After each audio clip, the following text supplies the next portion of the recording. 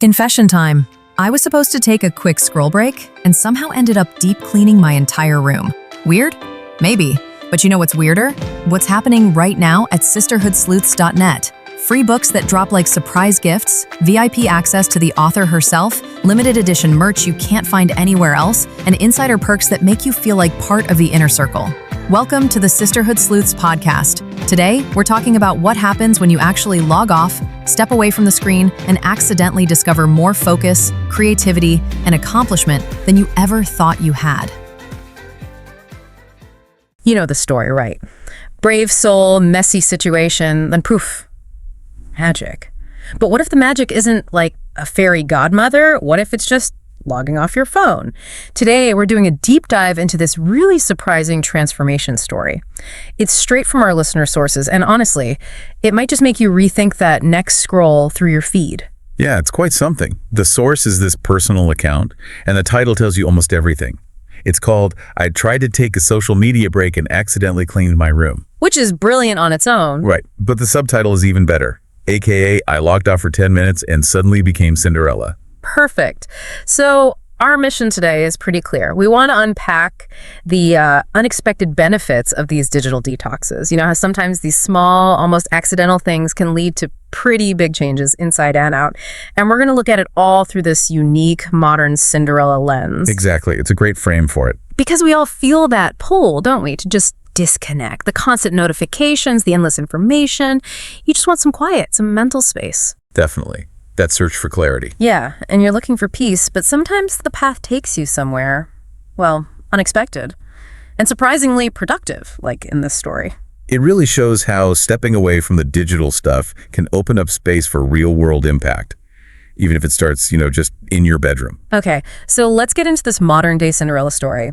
Our main character here is Kathy Warshaw, and she starts off with what sounds like a really solid plan. Super sensible. Oh yeah, totally reasonable. She tells herself, no social media today, brain break. She even felt like really mature saying it. She compared herself to one of her favorite fictional characters, Chloe. Apparently Chloe's always decoding ciphers and being generally brilliant. Right, so Kathy's thinking, okay, brain break means maybe meditate, write in a cute journal, perhaps achieve enlightenment. Become one with the universe, I think was the phrase. Sounds lovely, doesn't it? That calm, insightful moment we all kind of chase. Totally. Yeah. But then, reality hits.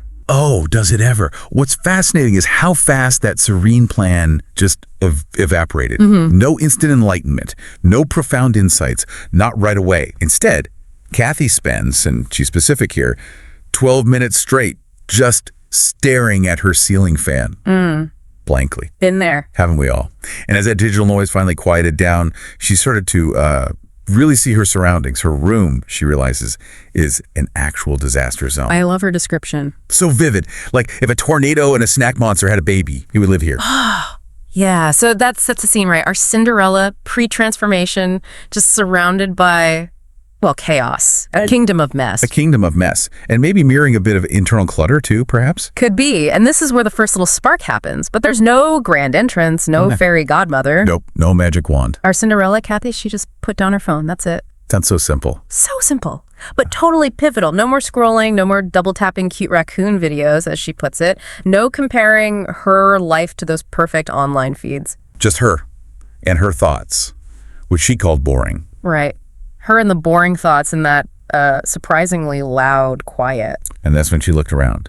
Yeah. Really looked and saw the state of the floor. The floor that was more sock than carpet. More sock than carpet. Yeah. What an image. That visual slap in the face, the sheer volume of stuff. It really shows how much we use our phones to just fill the silence, maybe.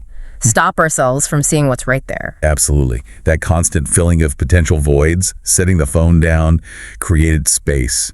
Space for awareness. Awareness of the sock carpet. The awareness of the sock carpet, yeah.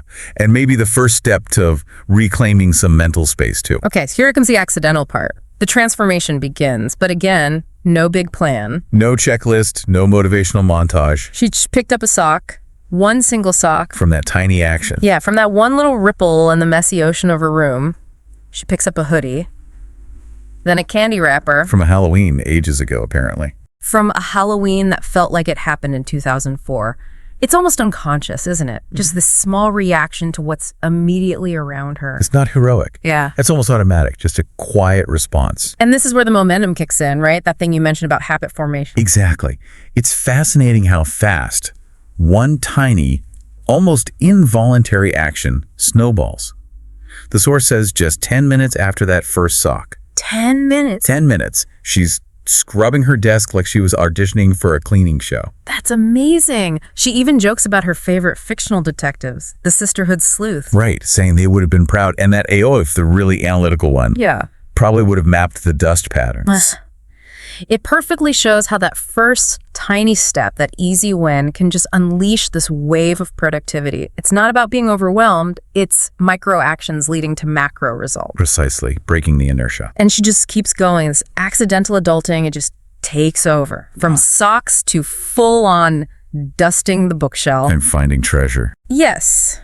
Not a glass slipper, though. What did she find? Okay, according to her list, I found 3 missing earbuds, a stale piece of gum, and my dignity. Love it. Finding her dignity behind the bookshelf, it's so relatable. It really is. This archaeological dig in her own room, uncovering lost things and maybe a bit of self-respect along the way. And she's playing music, dancing with the vacuum. Like I was in a music video no one asked for.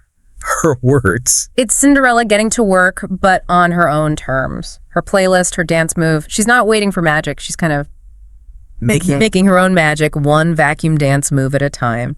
And amidst all this physical activity, something shifts internally too. Ah, the inner voice moment. Yes. She says, I swore I heard Lily whisper in my imagination, you're doing great, sweetie. Libby being An imaginary friend from childhood, like the ultimate symbol of just pure encouragement. Okay. And it's not just a cute detail, it signals that internal validation, right? That sense of accomplishment kicking in. It's like the fairy godmother's approval, but it's coming from within. Generated by her own effort. Exactly. Born from doing the work. It shows how powerful our own inner voice can be when we actually give it the space to speak. And maybe listen. Okay, so we've had the messy room, the accidental cleaning spree, the vacuum dance party. Now for the big reveal. The twist in this Cinderella story. The ball. Right, the ball of clarity. But it wasn't like a fancy party she had to get to. No prince, no gown needed. It was all internal, without all the screen noise, the pings, the feeds, the drama. Her mind just calmed down. Chilled out, as she put it. Yeah, she wasn't worrying about likes or who's dating who or whatever meme was happening. She just was. And that weird quiet, it kind of rocked. That quiet, that internal peace, that mental space, that was her ball. Freedom from the noise, space for her own thoughts. And this is where the most significant thing happens. The real aha moment. Go on. After the quiet, after the cleaning, after creating all that internal space, she had an idea. An idea. She even had an idea. Yeah. For a story, like an actual creative thought. Wow. So the cleaning wasn't even the main event. Not really, no. Yeah. She joked that maybe Chloe's mysterious vibes rubbed off on me through osmosis. Yeah. You know, connecting back to that brilliant character she admires. But that's the real twist, isn't it? The magic wasn't finding a prince or a slipper. No, it was finding her own creativity. Unleashed, because she stepped away from the noise. Allowed her mind to wander, connect, imagine. It really makes you think, doesn't it? It does. It raises that big question. How much mental space, how much creative potential are we just giving away to constant digital input without even realizing it? Yeah. Caddy's story is such a powerful example. You remove the external noise and the internal signals, creativity, clarity, insight, they actually have a chance to surface. So, okay, what does this all mean for us? For you, listening? Kathy actually boiled it down while holding a mop, apparently. The Mop Manifesto. Basically, 4 key takeaways from her accidental detox. Lesson number 1, breaks don't mean you're broken. She points out even her fictional heroes, like Gil, this super intense detective guy, even he needs time off, probably meditates after, tossing a spy off a roof. Right. The point being, taking a break isn't weakness. It's necessary for resilience, for recharge, even for the top performers. We feel so guilty sometimes stepping away. We do. Like constant motion equals progress. But Kathy found, and maybe Gil the spy tosser knows too, that real productivity often needs that disengagement. It's not downtime, it's processing time, rejuvenation, fuel for later. Okay, lesson 2. This one's simple but deep. Your room reflects your brain. Ah, the environment-mind connection. Exactly. Messy room, messy feeling, clean room. Suddenly, you're a productivity icon. Her words, it's that direct link she felt. And it makes psychological sense. Clutter, physical clutter, digital clutter, it creates cognitive load. It's distracting, even so consciously, causes stress. Drains your energy. Precisely. So when Kathy cleaned her room, she wasn't just tidying. She was reducing that mental friction, creating clarity outside, which led to clarity inside. It's about setting up your space to support your focus, not fight against it. Makes sense. Okay, takeaway number 3 hits different. You don't need Wi-Fi to be interesting. Ooh, I like that one. Right. You, listening right now, you have thoughts, stories, maybe even some questionable dance moves. They don't need an upload bar to be valid. Your inner world is interesting all on its own. It's so important in this age of sharing everything. We kind of get conditioned to think experiences only count if they're seen, if they're liked. Yeah. Kathy's point is so empowering. Your worth, your creativity, it exists outside of online validation. It's about nurturing that inner life, finding joy offline, just being, not always documenting. So true. And the final lesson, maybe the most crucial, your worth isn't measured in followers. The big one. Yeah. Real friends. She says, like, her beloved Sisterhood Sleuths, they have your back whether you posted 5 minutes ago or haven't been online in weeks. That connection is real, not based on your feed. And that ties everything together, really. These aren't just cleaning tips. They're insights into self-worth, genuine connection, things that get easily tangled up with our digital lives. She even points out the sleuths themselves probably take digital detoxes. Right. Even characters busy stopping secret societies need to step away, to breathe, reflect, and find what matters. It grounds her personal story in this bigger idea. We all need that space, real impact, self-discovery that happens offline. It really makes you question how much we might be missing real connection, real insights by chasing those online metrics. Exactly. It's like those super sleuths know. Sometimes you got to disconnect to solve the real mysteries, or just, figure out your own life.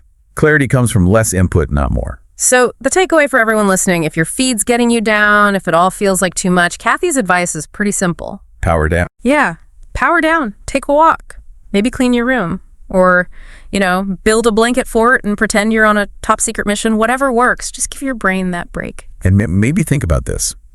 In this world that's always shouting for our attention, what hidden treasures, what ideas, what insights might you find if you just put the device down, even for an hour? Maybe the real magic isn't waiting for some big external transformation. Maybe it's in that small choice to disconnect, to discover the power you already have inside.